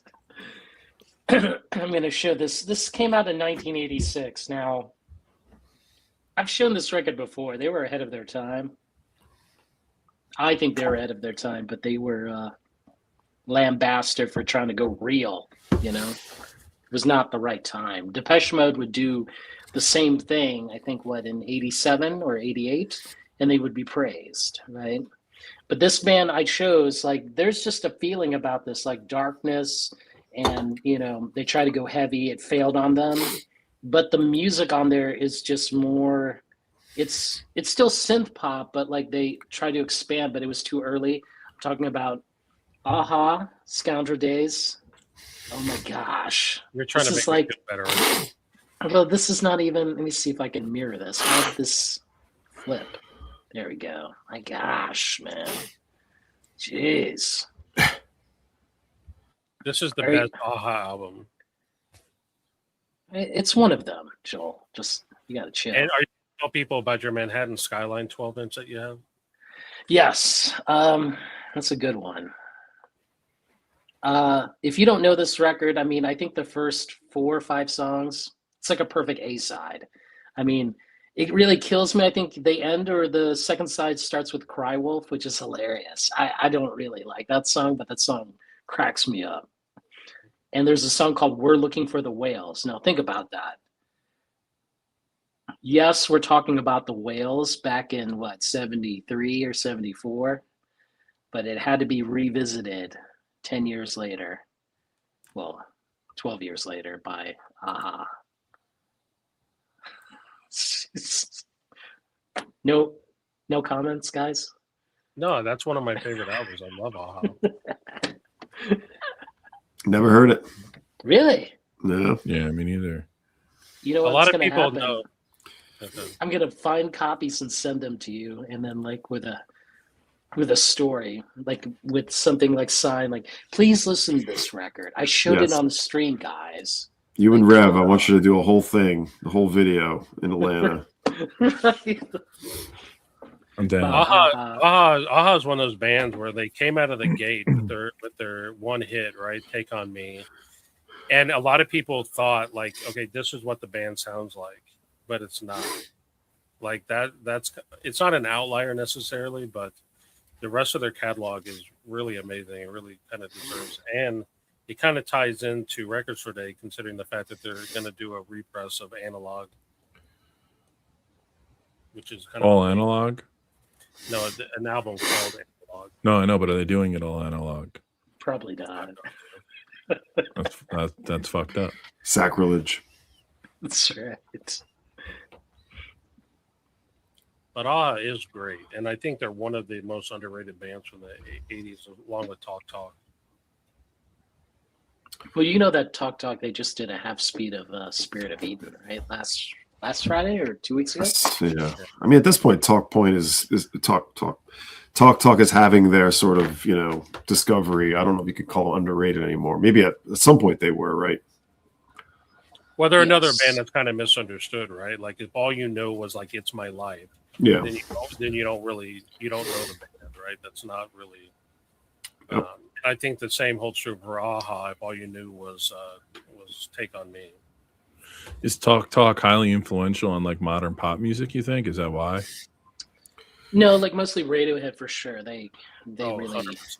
they talk about that band like being influential, like because of the post rockness, you know, and using a lot of that silence in the music. People tend to forget though those records were panned in the day. They were not successful records.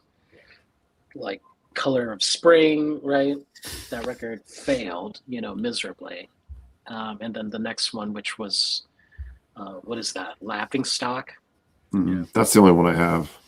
You know, a lot of people want that record now. They really want that record. Used to be going for like $100. I think it's like what, tripled in What? price. Really? Purge it. I quite enjoy it. You know what I need to reinvestigate is the Mark Hollis solo album. From I have that too. That one is a test of your patience, in my opinion. I heard it at some point, but I'm meaning to go back and check it out again. I don't even think I've heard. Come to Texas and we'll play both copies that I own. It's record store day. Come on, Chris. Let's do it. Let's drive. Don't threaten me with a good time. You'd be like that lady in that fish video, remember, Chris? Yeah, the whole time. Tom will fucking hitchhike the rest of the way. He'll be like, "Get me the fuck out of here." Yeah, if you trap me in a car for that ride and say we're doing the fish thing, I'm like, all right, here it is. Immerse me. Well, how long of a ride is to Texas? You think from us, like a day and a half, 2 days, 3 days? Probably. So that's like six. That's like 6 songs. It won't be that bad. 6 songs.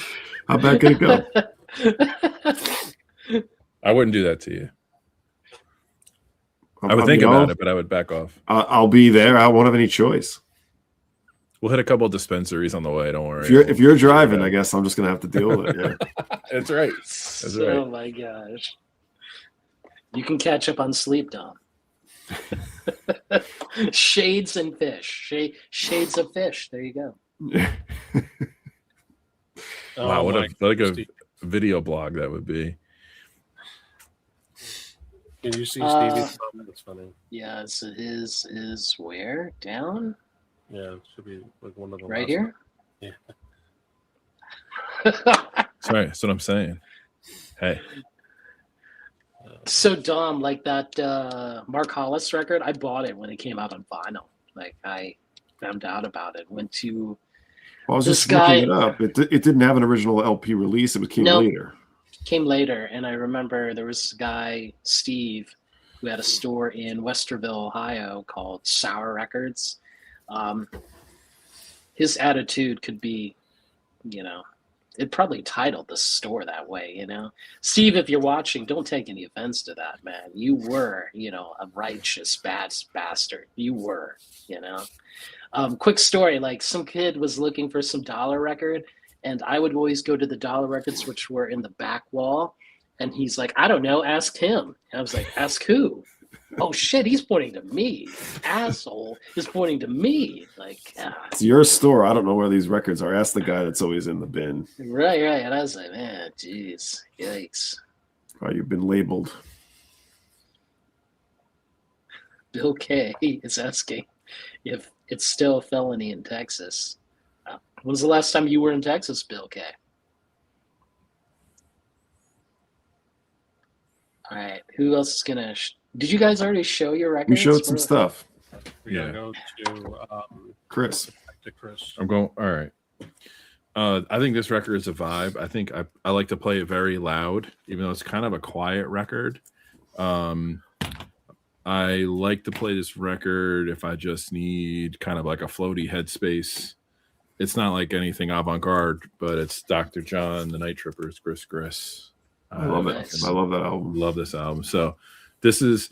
I don't really play a lot of loud music because I don't want to disturb too many people in my house. But this is like one of the records when no one's home. This pushes my my speakers quite a bit. I love it, and it's just a trippy record. I never realized this was his debut album until like recently when I was like kind of reading up on it. But just killer. Of course, I Walk on Guided Splinters is the closing track. It's probably the most. Like, I guess it's the single or the popular track on here, but the whole record front to back is just unbelievable. So this is a great album. Oh, you like this is a vibe. You should check out the Babylon album if you haven't already. Oh, I have it. Oh, you did. Yeah, Oh, awesome. Oh, That's yeah, great. yeah. That's great. I wouldn't say I'm a completist on Dr. John, but like I have a run of his stuff until like it gets later and a little bit too like, you know, I don't know. That Babylon album is a sleeper. All the early stuff is awesome. And I there was a point too where I was like going on YouTube, like looking for live performances of his. Like I wish I could have seen him in his prime, you know, like is there much of that amazing stuff? Yeah, there's like a couple of TV performances almost, and then there's him doing the Night Tripper and everything. Like doing all types of shit. He comes out in like fucking a bird costume and shit. Like it's really cool. I have to go back. I don't know if I saved any of them, but you can find stuff. It's sweet. Not from this era, perhaps, but like doing these songs later on or things like that. So yeah. At one time I was flying back to New York and I was getting out of LaGuardia and I was coming out of the gate and I saw a large man walking and I'm like, it was from behind. I'm like, that has to be Dr. John. It just has to be. And he was walking slower than any human being I've ever seen walk. And sure enough, it was Dr. John. And I found out that there was like some rock or some like, you know, one of those big concerts, some award show or something going on in New York. I forget, at Radio City or something I found out. But he was just puttering along. Like, I couldn't even tell you. I couldn't even describe how slow it was. Just on his own, too. I didn't even see him with anyone else. You didn't ask him a question? No. Hey, Doc, I have these annoying kids. What should I do with my life? No, but I did piss off Elvis Costello once when I saw him on the street near Rockefeller Center, and I yelled at him like, "Nice!" Yeah, he was wearing an annoying purple hat, and I yelled, "Nice hat, Elvis!" And he looked at me like this, like he wanted to kill me.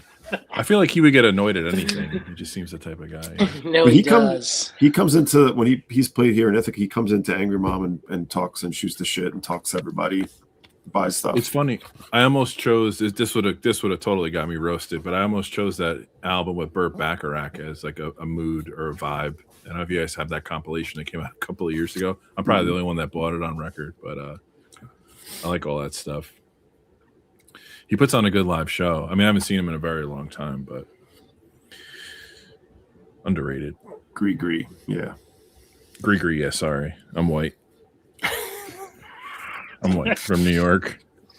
It's the Fudgies. Sorry, it's the Fugees.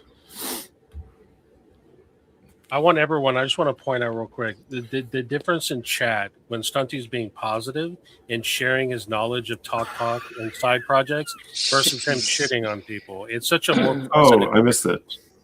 Yeah. Was he talking about the Orang band? I need to get that. He talked about Orang and he talked about Tim Priest Green's solo stuff. Yeah, I haven't listened to that actually. I'll have to check that. I put links in the chat for people. You got an OG of this? Yeah. Nice. Is it good shape? Let's see. I think I do. I have a bunch of Dr. John, but mostly reissues.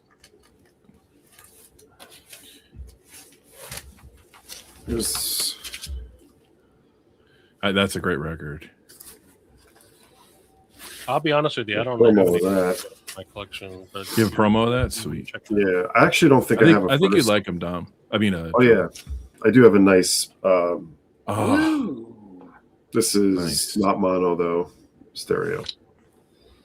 I love these early Atco labels. They are stunning. Yeah, and the gray and orange for mono, I think it is. Great.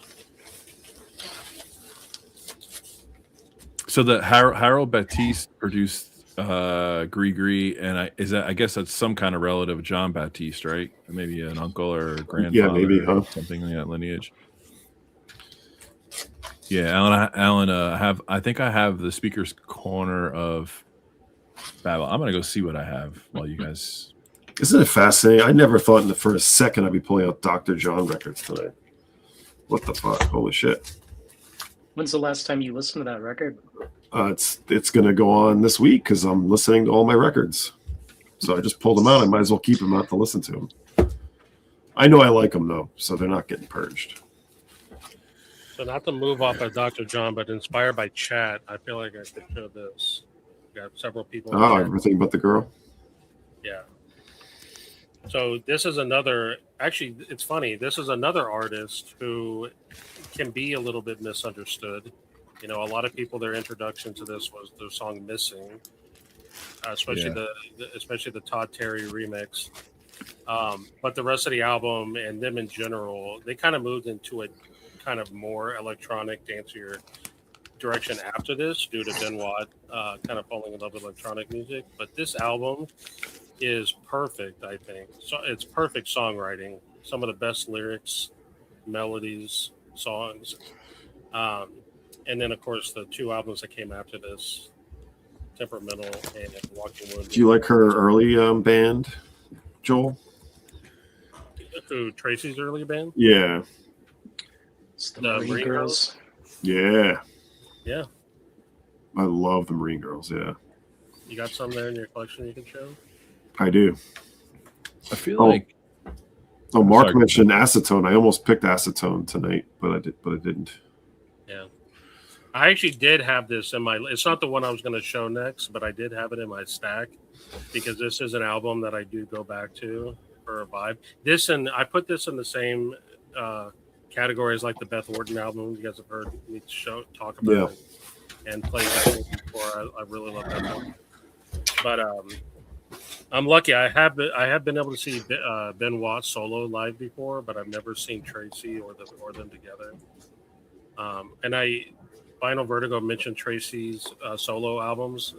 I have the early solo album, which is good. Her later stuff a little poppy, but I really like it. In fact, I just picked up, what's the name of it? The one with Piccadilly on it.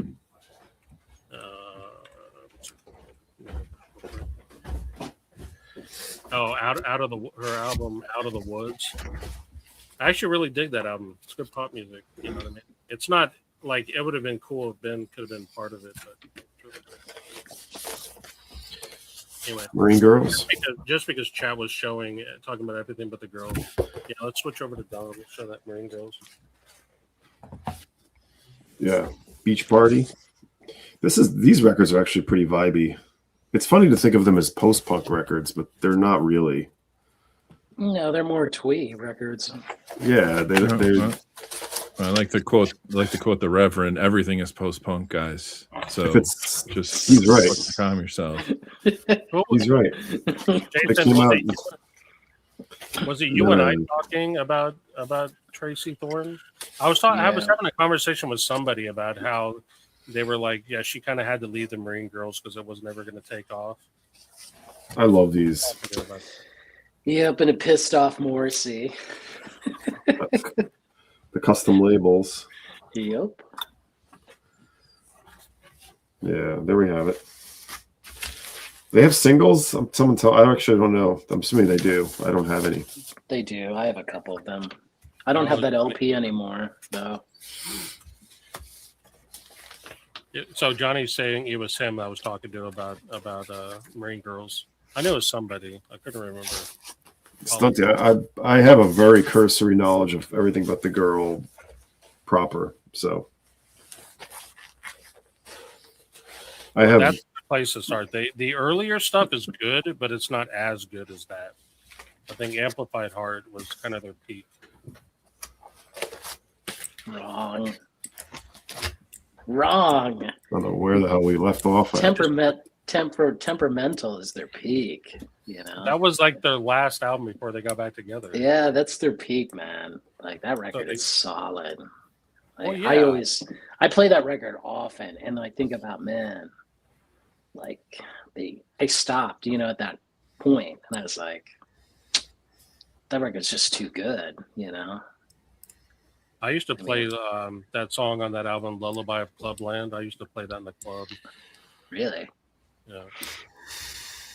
I used to have the reissue. The reissue doesn't sound as good as the original. But here's like a fun fact about that thing. Actually, it was pressed in both the U.S. and in Europe on vinyl in 1999, and they both sound different.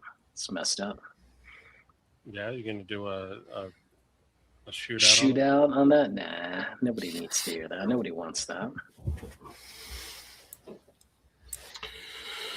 Should I show record? Yeah. I have no records to show. Yeah. Okay. I bought this in the late 90s.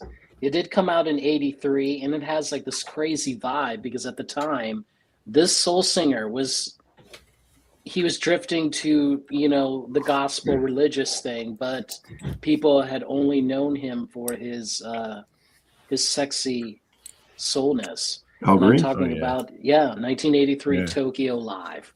This record, fuck yeah, like, will put you in a place where the old Al Green was going away and the new soul, gospel Al Green was coming.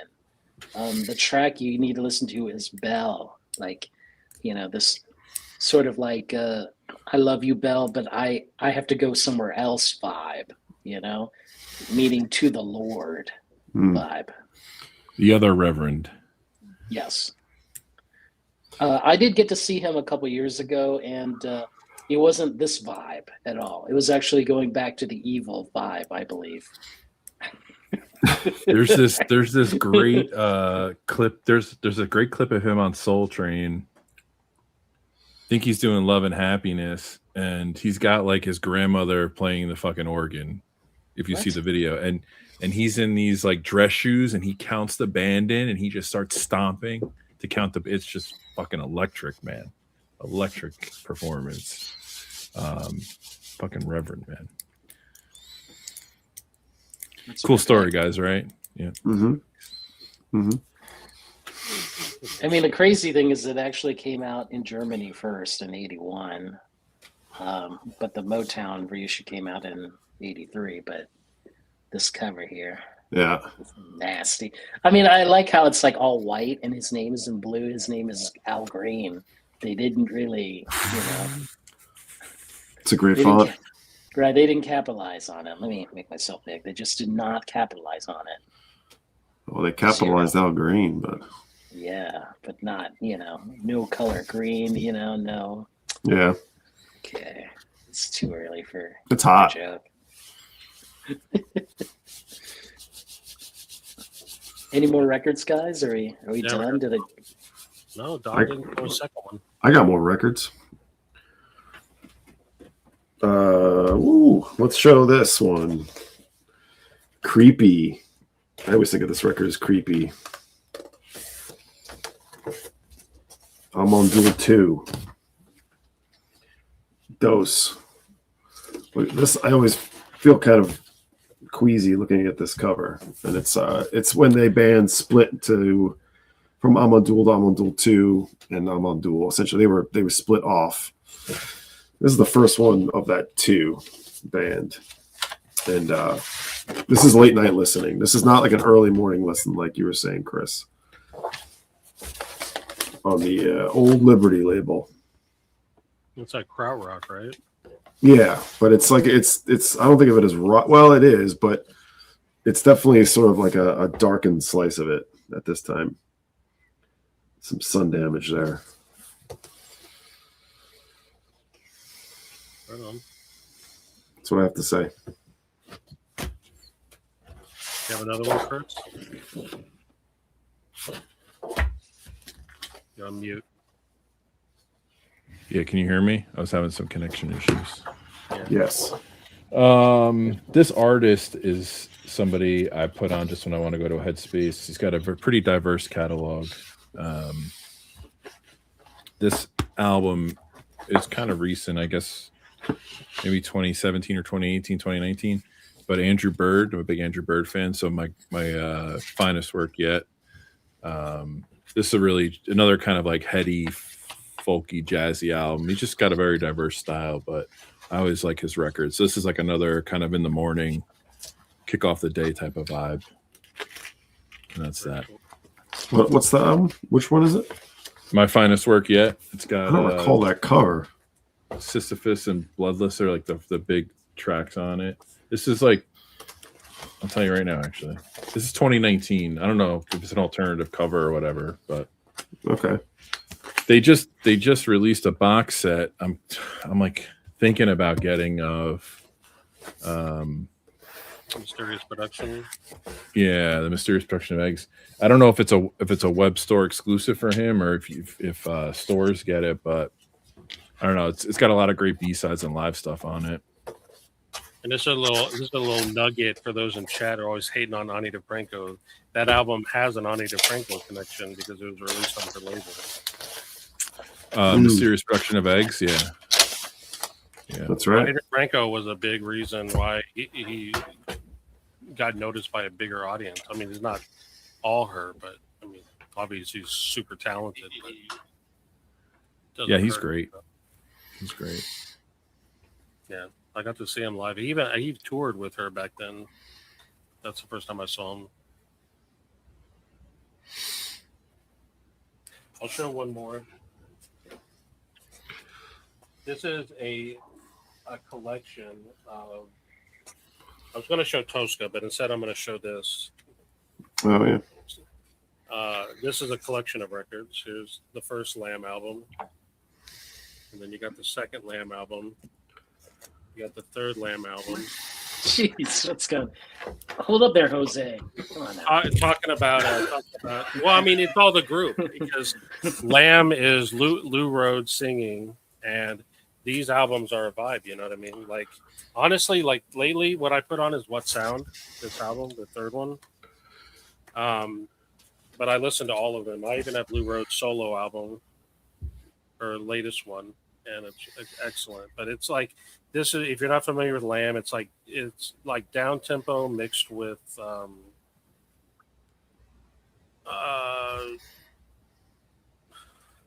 don't know. It's like, I mean, it's basically down tempo mixed with a little bit of trip hop. You know, like if you like Portishead or something like that, or Massive Attack, you might dig Lamb. Anyway, Lou Rhodes is a total vibe, and I will always tap into some Lou Rhodes action when I need to get my head right. Very good. Don, you got another one? Or Chris, or Jason, you got another one? I'm not ready. Get done. What you got? Oh, okay. One of my favorite jazz records. I've talked about this one a little bit. Of Kumba Tutti Heath, Kaweda. This is it's actually the Trip edition. I want to upgrade to the original, but this is a super moody, super vibey, sort of sparse record. You have incredible people playing here. You know, Herbie Hancock's on this. Don Cherry is, of course, on this. Ed Blackwell, Tutti Heath, the band leader, Buster Williams, and this is a spiritual jazz 101 type thing, and just a great cover. It's funny, the Trip label is basically a budget label, but they did do a few interesting pressings, and they reissued this like a year after the original private press. So this is a pretty, well, it's not that cheap anymore, this one, but compared to the very first private press, which I do need to get at some point. But it's from 1969, and so Herbie Hancock, it's right that Muandishi period, so we have some of the same people on here as that. Do you know this one, Chris? I know that from you. I have the Mondishi album. I love that album. Yeah, it's right around the same time. It's great. Yeah. So it's a lot of like other, there's bells and percussion and like conga drums from Mtume's on here. Yeah, and of course Don Cherry, who's playing. He's just playing trumpet on this actually, but it's a super, super spacious and vibey record. Cool. I think they're doing a Buster Williams Muse issue for RSD. I forgot which record. Oh, okay. I must have missed that. Yeah, it That was. Muse I don't think it was series? on. I don't know if it was on the list. I've been getting those Muse series, man. They're killer. Mm. But yeah, I forgot which Buster Williams. Maybe Pinnacle. I think I had the original of Love Dance, Woody Shaw. I sold it though. Oh yeah. I had the Joe Chambers one on last night, which I knew about because Nas sampled it. I used to see that one all the time. I never picked it up. You would dig that record. Yeah, I just never got it. Yeah. That's a good one. Wolfman. All right. Jason, you want to close this out? Are we done? We're done. I'm done. In the 90s, I found this CD. I was getting into this guy, folk singer. It was recorded in 1968. I found out that he was struggling because he was wondering if he was still relevant, right, in the folk world, right? Because everyone had plugged in by that time, right? And they either were moving away from protest singing and getting into like really obscure poetry, meaning like the Dylan Blonde on Blonde stuff, right? So even though this got released in 1990 on CD, I still listen to this because it's sort of like he's wondering where he's going to go next. And it's basically live in Vancouver, there and now, Phil Oakes. Mm. One of the coolest things about this, he has a song called The Dollhouse, which has the same melody as Fourth Time Around, Dylan. Mm-hmm. And it also has a verse where he imitates the Dylan voice. And anybody who was making fun of Dylan live in the 60s, it was like a sin to do that, because he was the coolest of the cool. And Phil Oakes does it here, and it's so funny. It's just so drop down hilarious, I should just recommend it. Let me see if I can find the track and put it in the chat. Like the 90s cover, but 68 photo, right? Yes. Yeah. Supposedly there's a track called The Bells and Allen Ginsberg is on it, but I'm not, that's not he's just hitting a bell, dude. Oh, he's got some great songs. Chords of Fame, Black Sheep Boy. I love those. Yes. So, even though he was sort of losing it and feeling like he was no longer relevant, he was actually more ahead of his time in that period,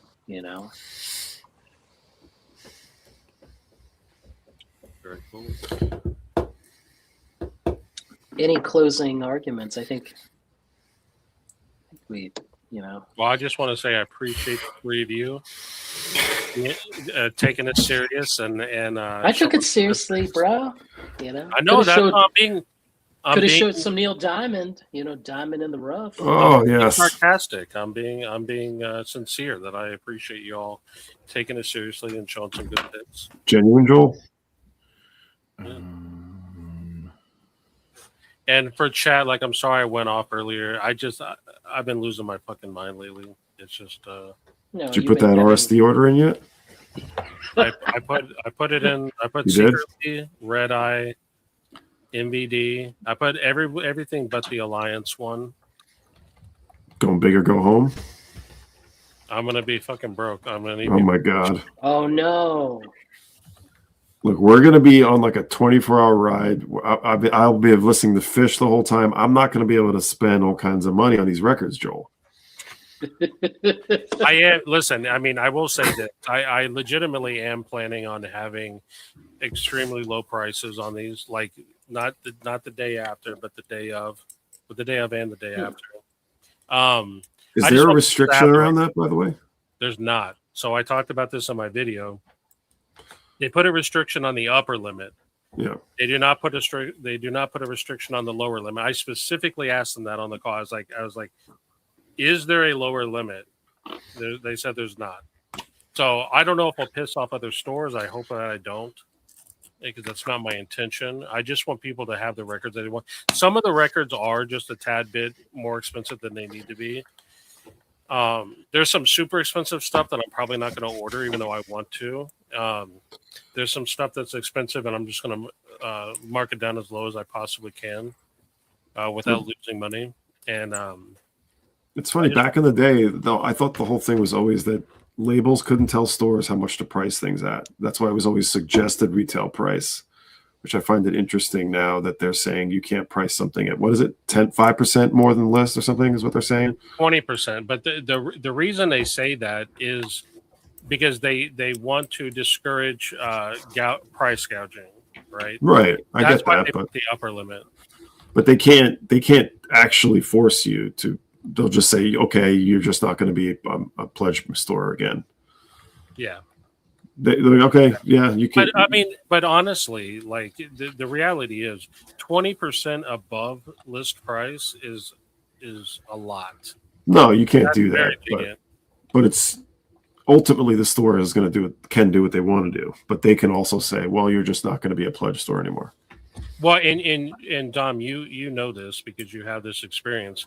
The two main distributors, right, Alliance and AMS, they're going to have different prices for the same thing. Yeah. So that's why they have to do it like this, because they have to have some middle ground, right? There's some people that are going to buy only from one distributor, one only from the other one, and so they have to have a middle ground and put an upper limit on it in order to to do that. It's the thing that's optional is the whole thing about flippers. That's the optional thing, not the prices. I've seen videos, by the way. And we can maybe do the RSD topic next week or whatever. But I've seen videos where, and I haven't watched them all like from start to finish, but they've seen the titles where they're like, let's talk about the record store day list and prices. And what they're going based on is some stores that have already put up on their site like the placeholders. And this is what I want people to understand about this. That's one store. That doesn't mean that's like the set in stone price of whatever that thing is you saw. Different stores will have slightly different prices. And so don't get discouraged. But depending on what store it is, you can probably gauge like, oh, I know they sort of mark their shit to this price. Like I think Arnaldo talks about Rough Trade or whatever. They publish their prices, right? I don't know. I'm not 100% sure. I've seen the clip, the screenshots people had of the different sites, and they're rolling through all the titles, like acting like this is the price. And I don't want people to be discouraged by that, thinking that is the price, because it's not. Well, it is kind of bullshit though. Like you should be able to find the price of this thing you're built. Like when do you find out the price? When you get there, a lot of the time it's like. Well, no. I mean, so the thing you saw is the price at that store is. No, I know. Yeah. But the problem is with records is there's really no such thing as an MSRP, right?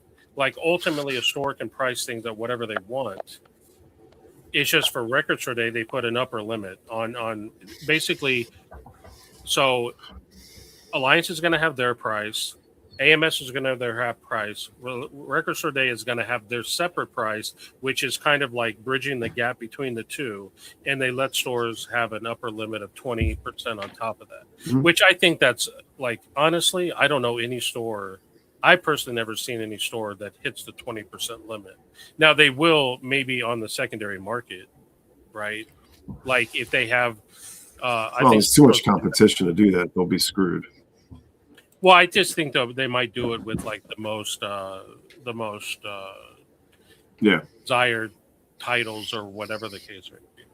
But what I have to decide, Dom, and I'd love your feedback on it and feedback of people in chat, is that I have to decide: do I have two options. I can either put the price, I can use the list price on my website and in the store, and then give people a percent off, like say like I'll knock off 15% or whatever percent I come up with, or do I just not do that and instead just have a lower price to begin with?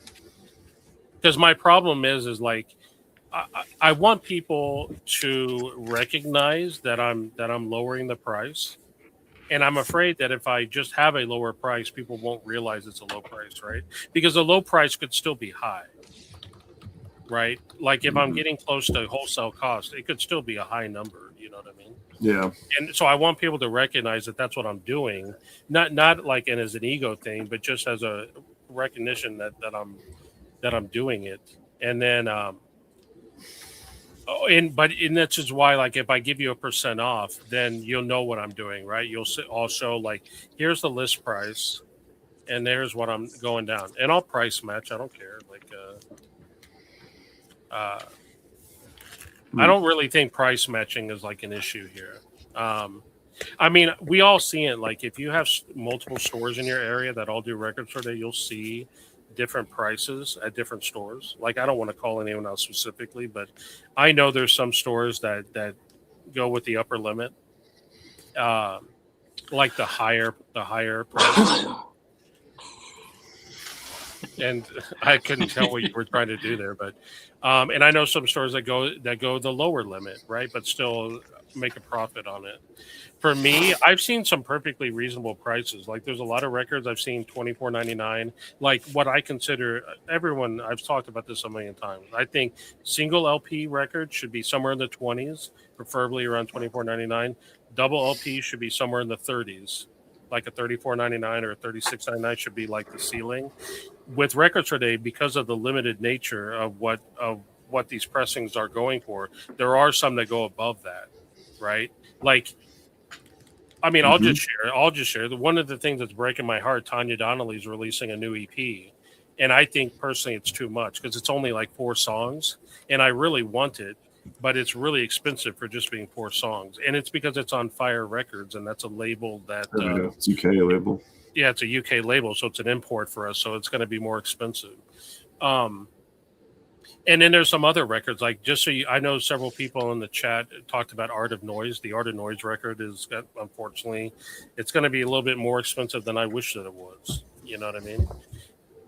And that's why for those, I'm going to mark them down as, basically, that's what I'm going to do. Like, if it's like a $24.99 title, I'm going to keep it at $24.99. But if it's like a super expensive title, I'm going to get it down as low as I possibly can because I want people to get it. You got more room. Yeah. Can I show a record for DJ Vinyl Vertigo? Sure. Yeah. Please. So we were having a little side chat about Lettuce and Soul Live. So Vinyl Vertigo, you can find this Relic Sessions. I got mine autographed by Kraz, but they only made 750 of these, but it's Krasno, Eric Finland on keyboards, and Ben Marino on drums. But then James Casey comes out for the second set. R.I.P. James Casey. He passed away from cancer a couple of years ago.